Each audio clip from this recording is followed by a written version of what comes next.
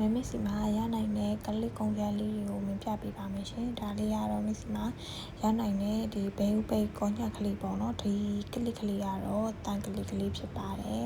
မစ်စီမှာဒါလေးတွေကိုတမျိုး10ခုစီကနေစပြီးတော့ကိုယ်တိုင်စိတ်ချရွေးချယ်ဝယ်လို့ရပါတယ်ရှင်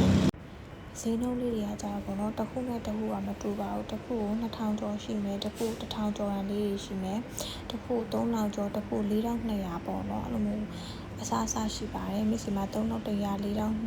2600ဒီကလစ်ကလေးဆိုတစ်ခု2600ပေါ့နော်ဈေးနှုန်းလေးတွေကမြစ်စီမှာအစားအစာရှိတာဖြစ်လို့ဈေးနှုန်းလေးသိချင်တဲ့ဆိုရင်မျိုးတို့ချက်ပေါက်ကနေလည်းမေးလို့ရတယ် Facebook page မှာလည်းမင်းဒီလိုမျိုးအသေးစိတ်ပေါ့နော်ပုံလေးနဲ့တော့ကွာတင်ပေးထားပါတယ်မင်းခုမှစားလို့မလို့ပေါ့နော်ကိုယ်တိုင်မရွေးရသေးတဲ့ customer လေးတွေအတွက်ဆိုလို့ရှိရင်လည်းမင်းကိုယ်တိုင်ပစ္စည်းအစုံပါအောင်ပေါ့နော်ကလစ်လေး topping လေးအစုံပါတဲ့ဆက်လေးတွေလည်းဝယ်လို့ရပါတယ်ရှင်